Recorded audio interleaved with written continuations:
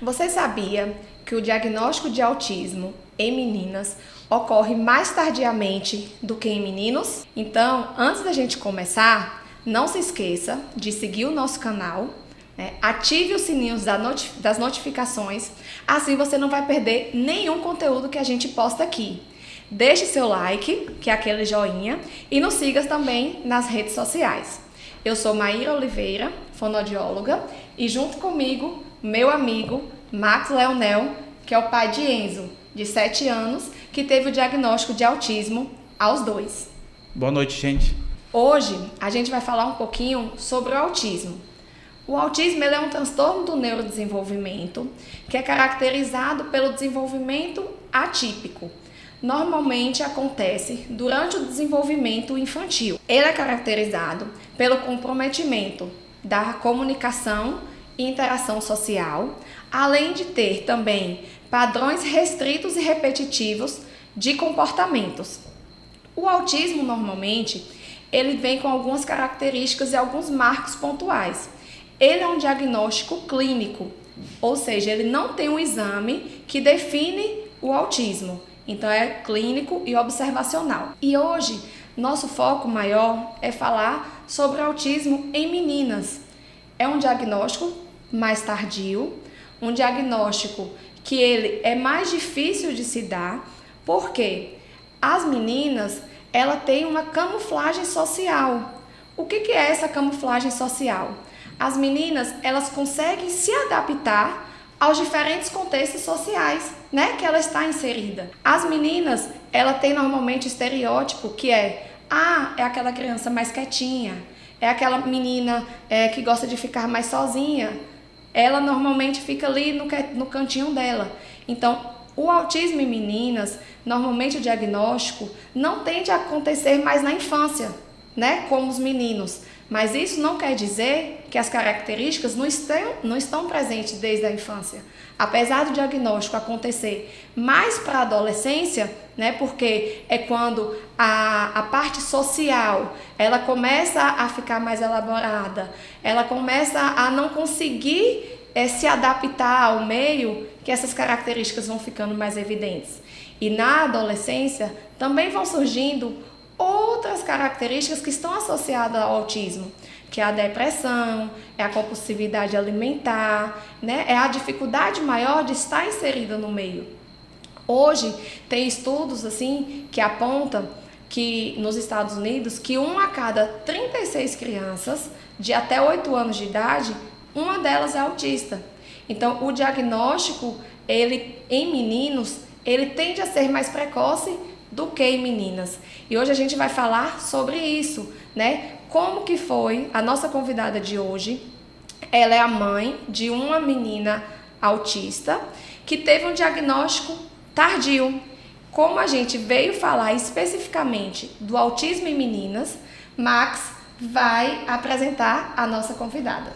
É isso aí, pessoal. E uma coisa bem interessante, Maíra, que foi dessas informações que Maíra nos passou, é que vendo uma live de um pediatra, né, conhecido até nacionalmente, que é o Dr. Tiago Castro, ele fez uma observação interessante, que foi o número de autismo em meninas ser detectado mais tardiamente, só que o número de meninos mais precocemente, só que quando mais tardiamente esse número ele se iguala. O que eu entendi com isso? Que o diagnóstico, o autismo ele estava ali, né? Então, quando a menina cresceu, se iguala essa numeração. Então, acaba que não existe tanto essa diferença tão grande, né? O autismo estava camuflado. Estava camuflado. Né? Na verdade, o autismo, ele em meninas, o autismo em geral, os comportamentos, ele vem na infância.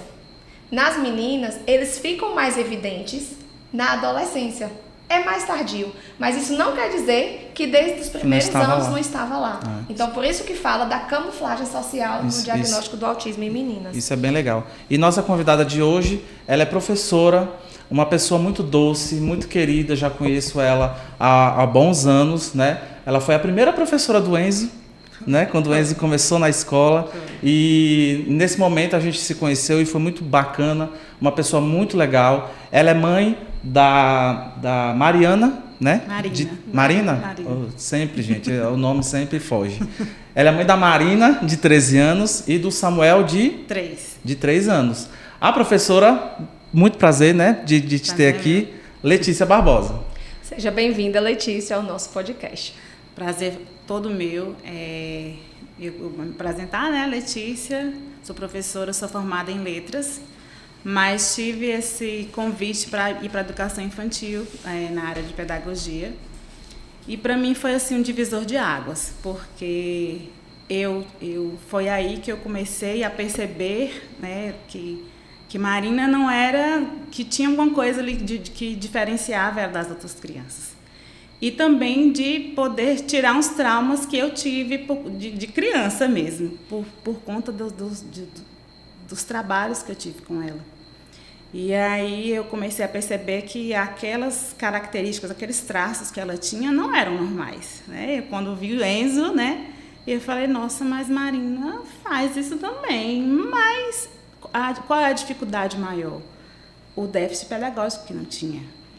Na minha cabeça, ela falava, ela aprendia, ela estava tudo normal, aquela inocência do pai de achar que o filho é normal, que o filho é perfeito, e aí eu sei, mas tinha aquela...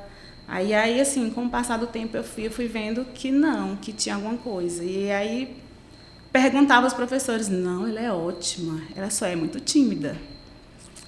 Porque parece com o pai. E aí, só que com o tempo, aquilo quando você não tem o tratamento, aquilo só vai aumentando.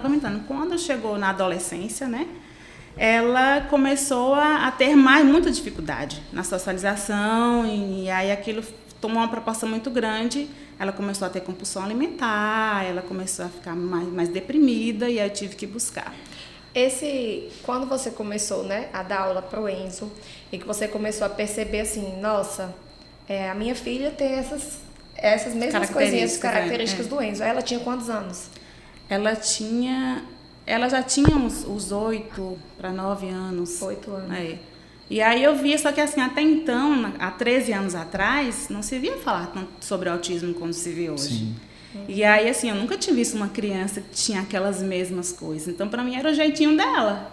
E eu também não vi ninguém me falando, olha, tem alguma coisa. Não, todo mundo, muito pelo contrário. Ela é muito boazinha, ela é tímida. E aí, depois, eu fui vendo que não. Quando eu vi, eu falei assim, nossa, mas ela também faz isso. Mas eu falei assim, não. Ela aprende, ela faz as provas, perguntar aos professores, não, dá tudo bem, tudo tranquilo. Mas, no fundo, não era. Eram características que sempre existiam, mas que se camuflavam. Como eu falei inicialmente, né, quando a criança está maiorzinha, que o contexto, né, social vai ficando mais elaborado, vai ficando mais exigente, vai ficando mais difícil, as características ali elas vão aparecendo.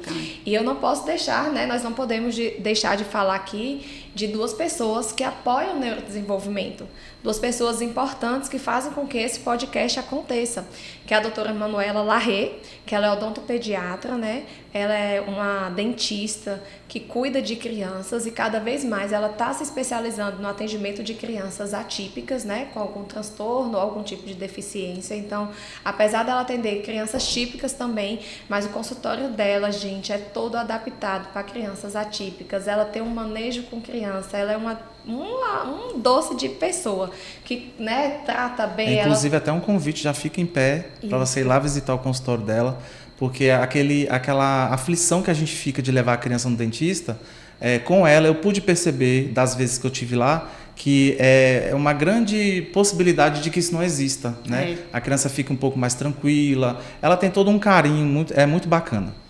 E também a doutora Laura Unes, né, que ela é uma médica capacitada no neurodesenvolvimento. Então, se você está com alguma dúvida, se você pensa, nossa, meu filho, será que tem alguma característica do transtorno? Não perca tempo, busque a avaliação de um médico capacitado, de um profissional para lhe atender, né? Então, quanto mais cedo você buscar informação, melhor vai ser para a sua família. E a gestação da sua filha, o nascimento, conta um pouquinho pra gente dessa história, como é que foi? Olha, a gestação foi tudo muito tranquilo, né? Eu terminei minha faculdade, eu falei, agora eu vou engravidar, tranquila. E aí Marina nasceu. Marina teve todas as coisinhas que um bebezinho tem. Teve cólica, teve refluxo, ela nasceu dente com 4 meses, ela não mamou, e aí foi tudo assim, aquele turbilhão de coisas. Marina chorava muito. E aí vem aquela pressão social, meu Deus, mas essa menina chora demais, mas aí vem aquela... E aí eu meio que me traumatizei um pouco, assim, tanto que eu tive que fazer terapia, porque eu falei, meu Deus, por quê que eu estou passando por isso? Aí depois com a terapia você vai, que é uma coisa importantíssima, porque te dá um conforto, né? E aí eu fui entendendo o porquê de tudo aquilo, mas foi tudo muito tranquilo, assim, tirando esses contratempos que eu tive, né? Depois eu vim entender o porquê. E aí, assim, eu acho que eu tinha que passar por aquilo para poder amadurecer também um pouco. Eu acho que eu não estava ainda no meu momento maternal. E aí, depois que eu passei por isso, eu entendi e aquilo me acalmou mais. E a gente vai criando uma maturidade muito boa. Eu digo que depois de Marina, eu envelheci 10 anos e criei essa maturidade de 10 anos. Sim. A gente já falou aqui que o diagnóstico dela foi mais tardio, né? Sim, Ela tinha 8 anos. Mas hoje, assim, você voltando lá atrás, você já consegue perceber, assim, se ela era aquela menina mais quietinha, que não gostava muito de colo, que gostava mais de ficar no berço, que quando vocês tinham ali, ela não tinha muito aquela, sabe, aquela interação, aquele contato de olhar, ou no início, né, do desenvolvimento infantil ali, você não percebia. Quando a gente vai começando a fazer as terapias, a gente vai começando a entender, né? E aí até mesmo na questão da amamentação, ela quando amamentava, ela não olhava para mim, ela ficava olhando para todos os lugares. Então isso já era um sinal, uma coisa. E aí as brincadeiras, não, ela tá brincando. Depois eu vim para assim, ela não tava, ela tava seguindo os outros, né? Ela não tava, aí eu falei assim, não, mas ela falou. Não, ela não falou, ela tava repetindo. É tanto que desenhos e coisas assim que ela gosta, ela assiste várias vezes seguidas. E ela repete aquilo ali, ela não tá falando, né? A questão da comunicação que a gente achava que tinha, mas que não era comunicação, era uma repetição de... Não era um diálogo, Não né? era um diálogo. Era só algumas coisas soltas. Era só coisas soltas. Na assim, verdade, a gente vai juntando, é um quebra-cabeça que a gente vai juntando. Que você só vai vendo depois quando as outras características ficam porque mais justamente evidentes. porque até então a gente não tinha... Eu, por exemplo, não tinha tanto conhecimento. Aí quando você vai fazendo as terapias, todo aquele rastreio, você vai começando a entender e a lembrar de algumas coisas e relacionar... por conta disso. Isso que a Letícia está falando, assim, é muito da fala, né? Marina, ela desenvolveu a fala, mas a comunicação, ela não era efetiva. Não. Pelo que você fala, assim, a repetição. Isso provavelmente, né, deve ser ecolalias, que é a repetição da fala, né? Não sei se é ecolalias imediatas, que é quando você vai falando, vai repetindo, ou ecolalias tardias, como repetir a fala do desenho logo depois repetir que a fala do ouvia, desenho, repetir a muito. fala do desenho, repetir a fala do outro. Então, assim, isso são ecolalias que são fala, né? Mas quando você vai ver ali na comunicação, não tem aquela funcionalidade na comunicação. A comunicação não é efetiva. Quando você vai para um diálogo, quando você vai fazer perguntas, tem... Justamente essa questão do diálogo nas brincadeiras, ela era mais velha, mas ela nunca conduzia a brincadeira. Ela sempre era conduzida justamente por conta da dificuldade do diálogo.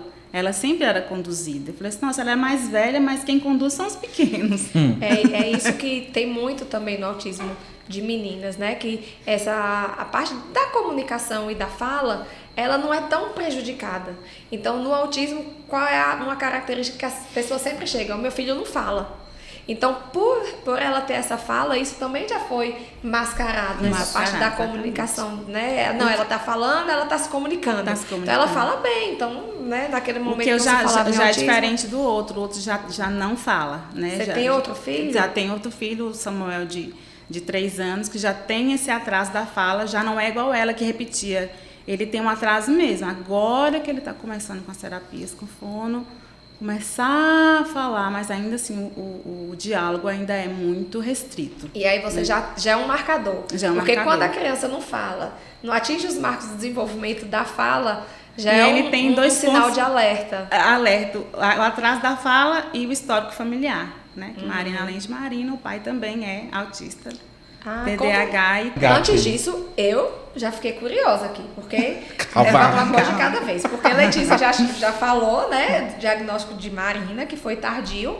Aí ela veio e falou do filho, que está também em processo de investigação, e do esposo. Como que foi? Seu esposo já sabia que era autista? Como que é? Vamos ver essa história. Vamos ver esse histórico familiar aí, que tem dois com diagnóstico e o filho que está no processo. Como foi esse processo diagnóstico de todos? E depois você fala do seu sentimento ao receber, né?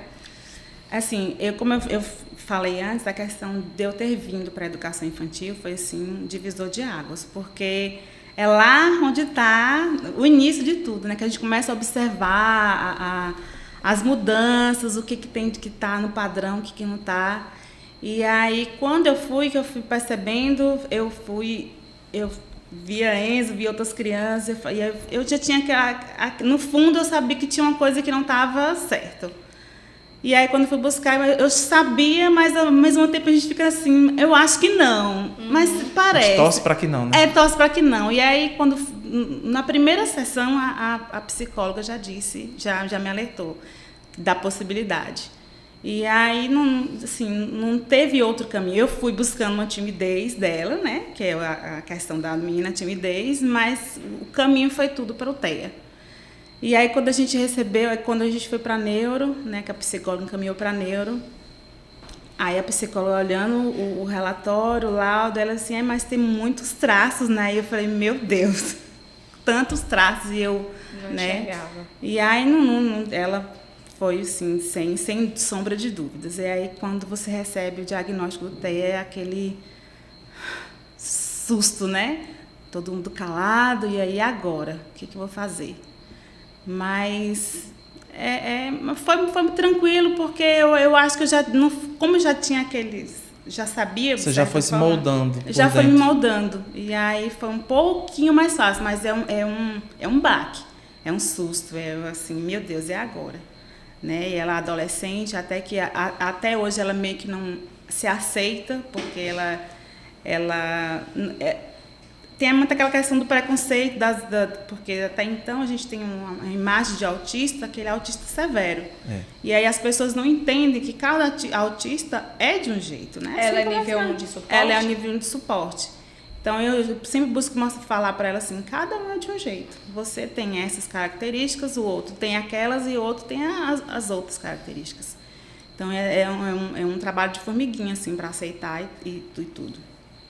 E aí, descobrindo o diagnóstico de Marina, eu meio que já alertei para o pai, né? O pai dela, que é meu ex-esposo, que ele também tinha muitas características. E aí não deu outra. E ele, além de TEA, ele tem TDAH e tem TAG. E para ele, na época... O TAG é o transtorno de ansiedade generalizada. Que eu acho que, inclusive, é o que mais... sobressai. E esse diagnóstico do seu ex, do pai dela, né? Veio após o diagnóstico de Marina. Dela, foi assim, mais tardio ainda, né? Mas que eu acho que é importante frisar que, independente da fase, é importante ter o diagnóstico. Para ele mesmo, ele disse, foi libertador.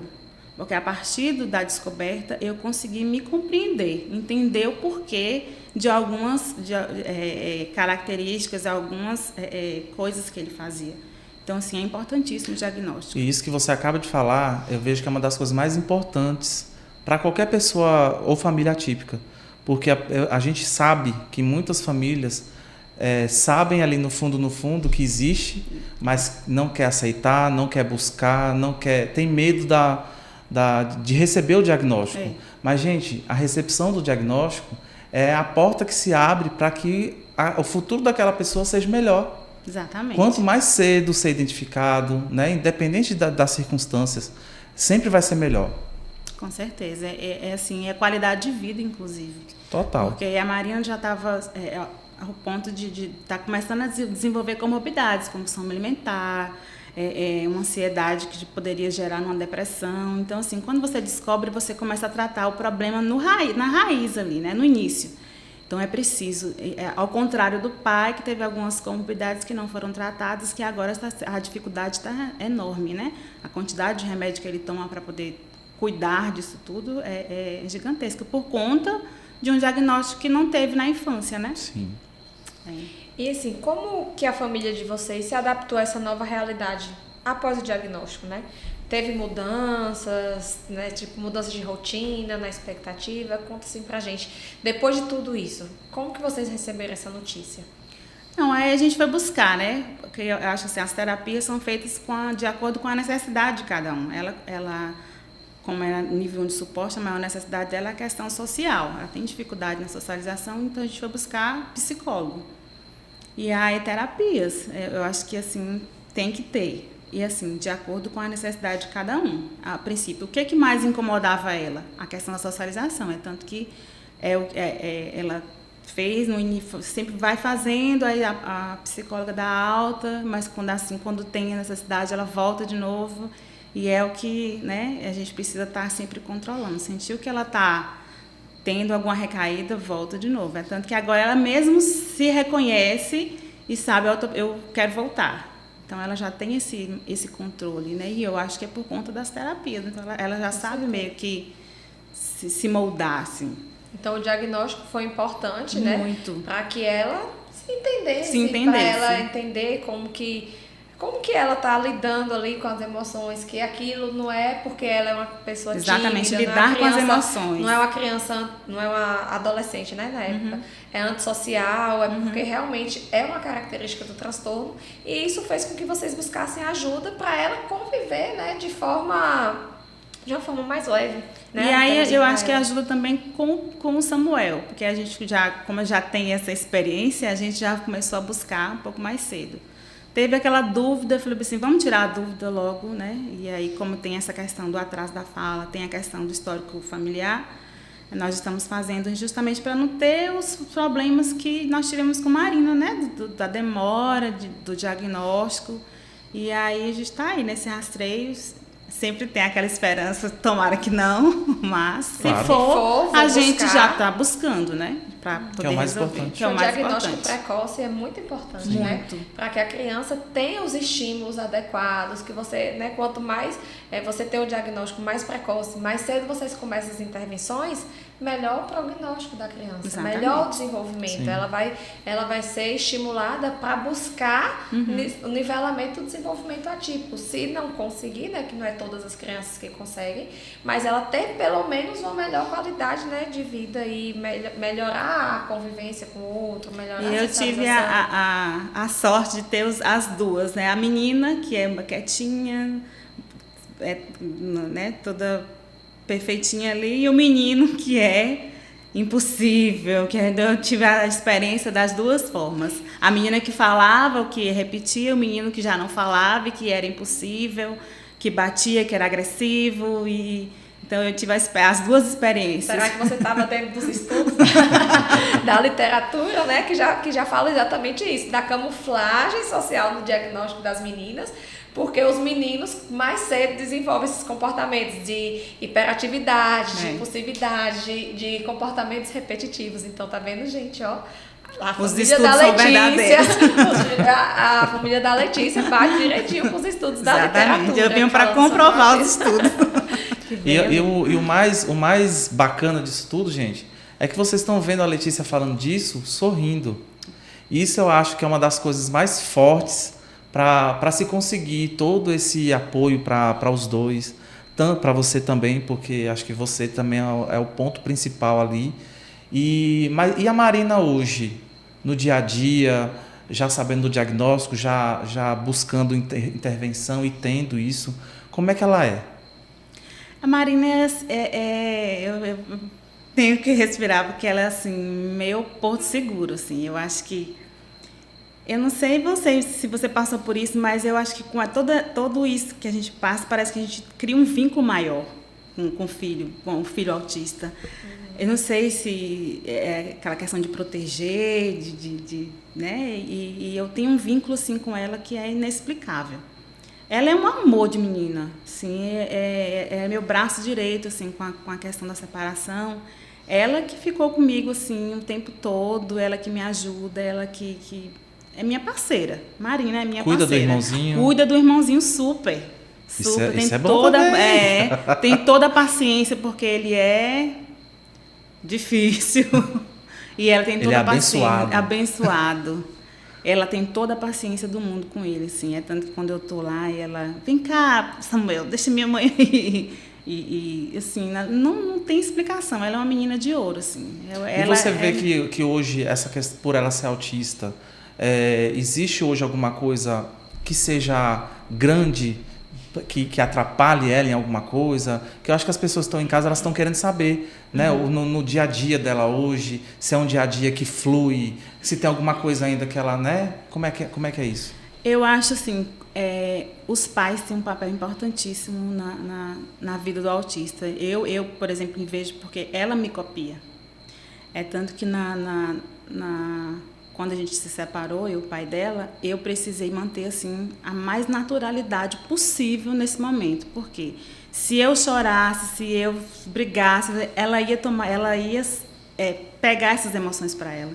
Então, assim, como eu não fiz isso, ela passou por isso tranquilamente. Então, assim, eu preciso estar o tempo todo bem. Infelizmente, eu preciso estar bem o tempo todo, porque ela me copia. As minhas emoções, os meus sentimentos, as minhas atitudes, os meus gestos. Ela está me copiando o tempo todo. Então, eu tenho um papel muito importante na vida dela. Então, assim, às vezes a gente não está legal, mas eu preciso mostrar que eu estou sempre bem para ela, porque ela está ali...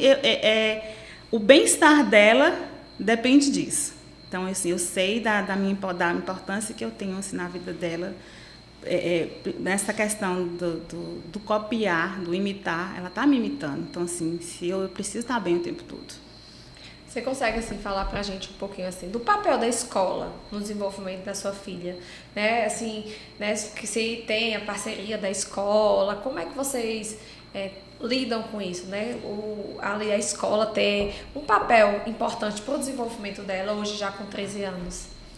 A escola tem um papel importantíssimo em todas as fases. Assim, na minha fase com Marina, ela me dá todo o suporte. Assim, eu não sei se também eu estou lá, também ela estuda na mesma escola que eu trabalho.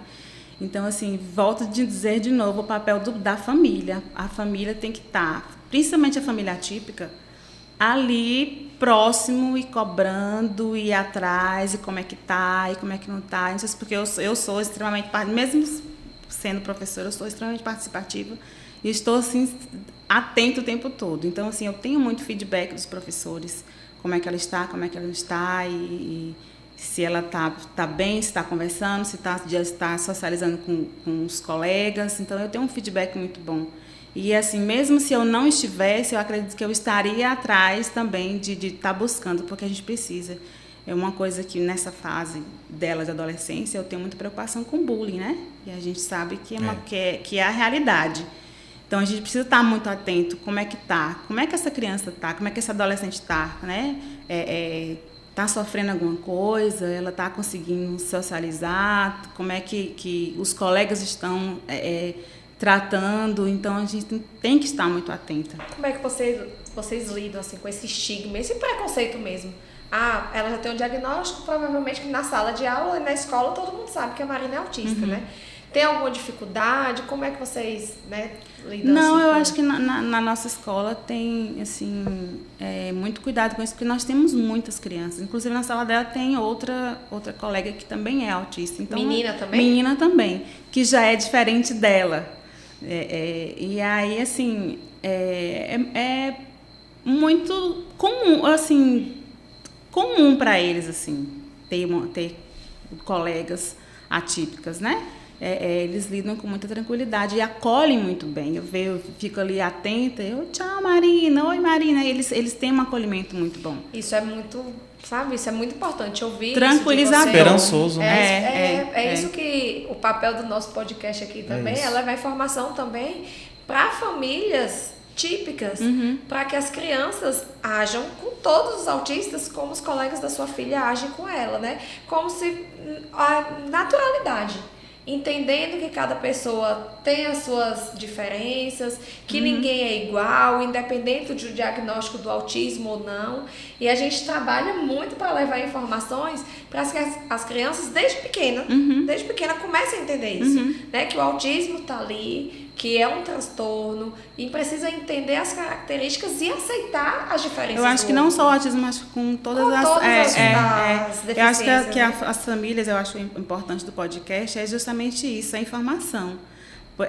Lidar com o diferente não é uma coisa que a gente precisa afastar.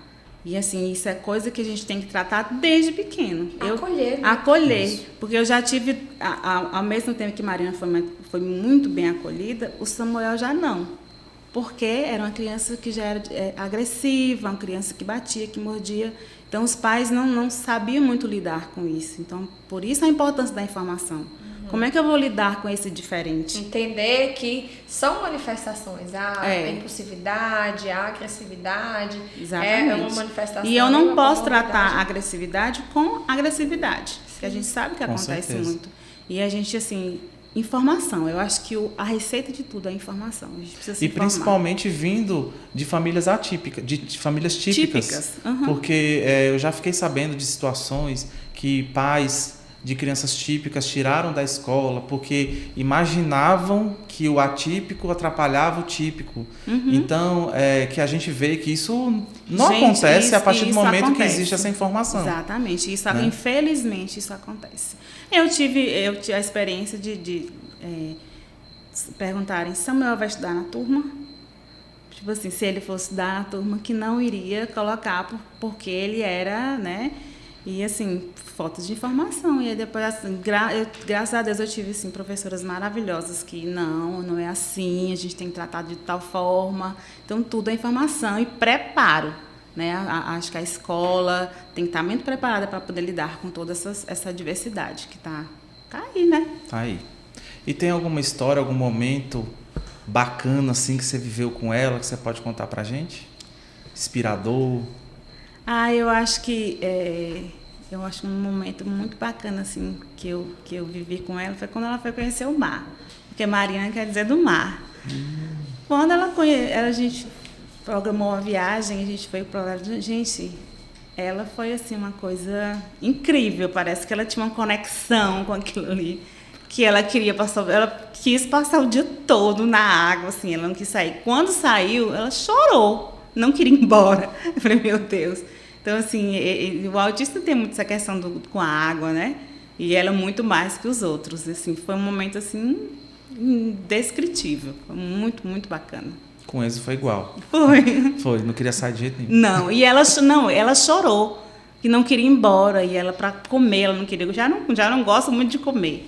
Não queria comer, ela queria ficar o tempo todo ali. Ela estava encantada. Aquela foi uma coisa, assim, para ela foi uma coisa de outro mundo. Que maravilha. Gente, falta quanto tempo? 20. Tá. Ô Letícia, fala assim pra gente um pouquinho. Quais são os seus planos? Esperança, né, mesmo, pro futuro de Marina e do seu outro filho também. Qual é o nome? Samuel. O Samuel. O que é que você pensa, assim, né, pro futuro dos meus filhos, né? Eu penso isso, eu tenho esperança, né?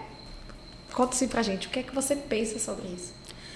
No futuro, assim, eu espero que Marina e Samuel também, independência, né? Que às vezes eu tenho medo deles ficarem muito dependentes de mim e não seguirem, né? E isso eu tenho um pouco de medo. Eu tenho trabalhado muito nisso com ela, né? A questão da independência. Às vezes eu acho que ela é muito, assim, muito quietinha, muito... Eu também tenho essa questão da proteção, que eu tenho medo, né? Hoje o mundo está tão difícil, tão complicado, tão cheio de coisas que a gente fica meio receosa. Mas eu tento, assim, ao máximo, dar o máximo de independência para ela poder seguir uma vida normal, né? O máximo de normalidade possível. Isso com as terapias, né? Vai ajudar bastante. Com as terapias, exatamente. Você acha, assim, que pelo o diagnóstico, né, de Marina tem a questão da ingenuidade, de não, né, porque tem algumas meninas com autismo que tem isso, né, de ser uma menina mais ingênua, que não tem aquela maldade, apesar dela já ter 13 anos também, né? Ela sempre de foi só assim, ter 13 anos. ela sempre foi abaixo, assim, enquanto as meninas da idade dela já estavam com algumas conversas ou alguns comportamentos, ela sempre estava com um comportamento bem mais infantil, sempre foi assim.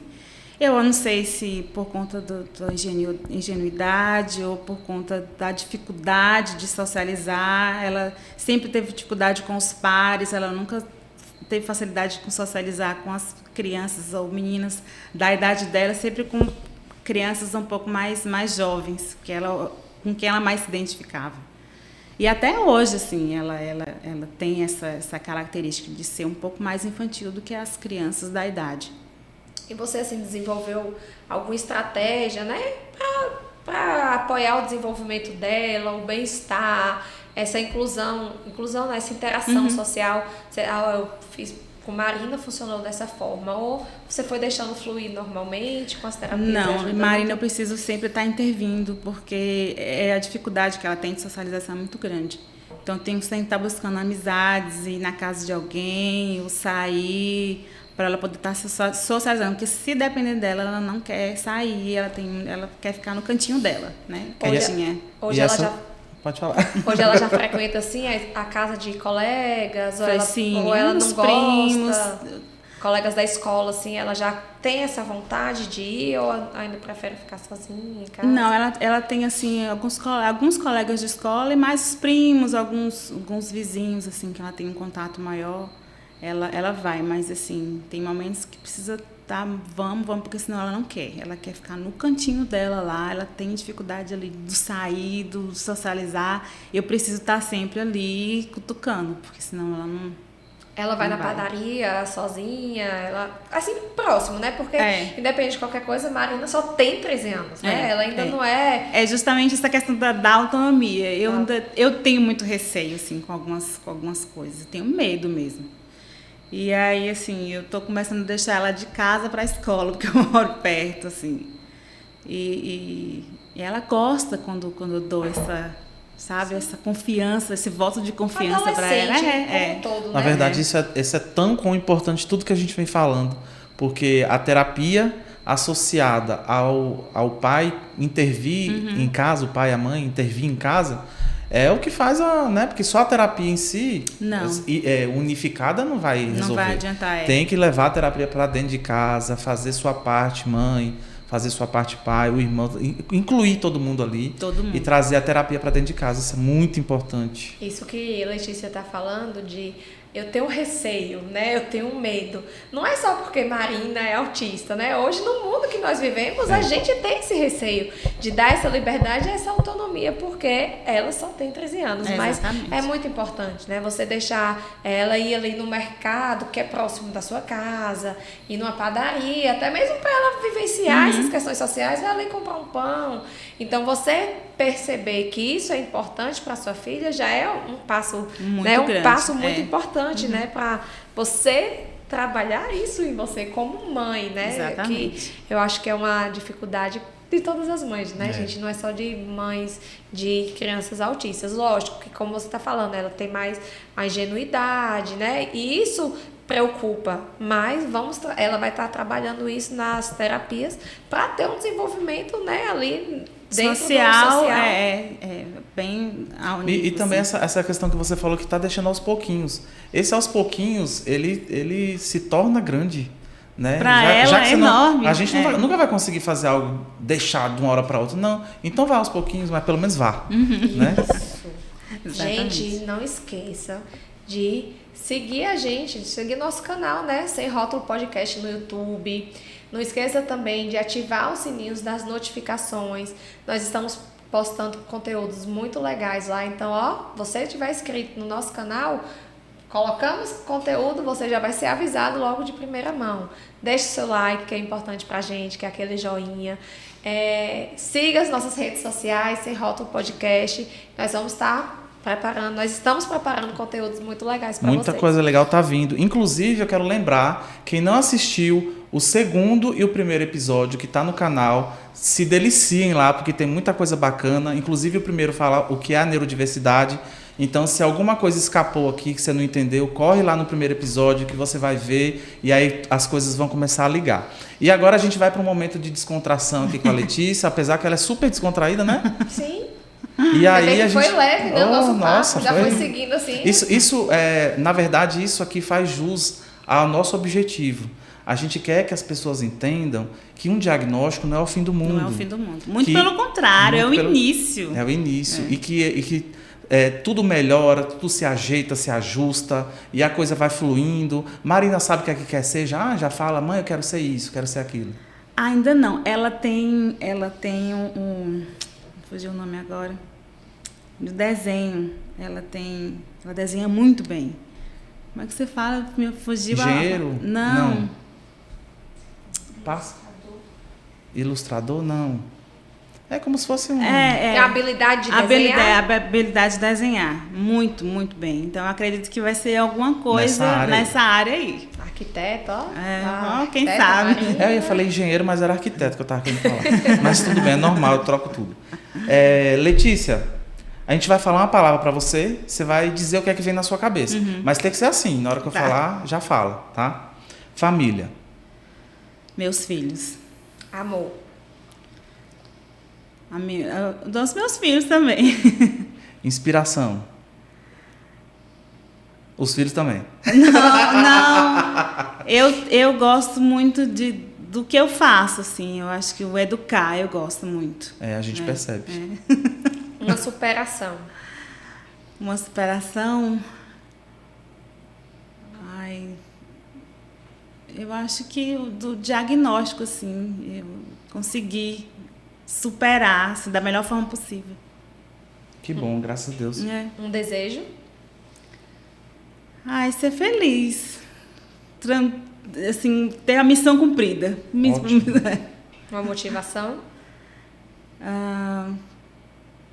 Eu acho que continuar me informando sobre o autismo, que eu acho que depois de Marina eu acho que encontrei uma fonte de inspiração, assim. Uma saudade. Uma saudade? Alguns projetos que eu não concluí, assim, que eu dei uma pausa, mas que eu estou voltando. Pode citar algum? Meu início na questão da educação foi na área de música. Então, eu estou já aí com algumas coisas. Então, temos uma possível cantora aí. Ou musicoterapeuta. Olha, estamos precisando. Vamos Barreiras precisa. Vamos, Letícia, voltar com seus projetos. Pois é. Nós estamos precisando de muito aqui. E você sabe, né, que você deve buscar por esse profissional e a gente não tem essa dificuldade. Então, assim, o que você falaria, né, para uma família com pessoas com autismo, uma família que está buscando esse diagnóstico? Qual você tem assim um recado? O que você falaria para eles? Eu acho que leveza, como o Marcos disse, tem que ser, porque já é muito difícil.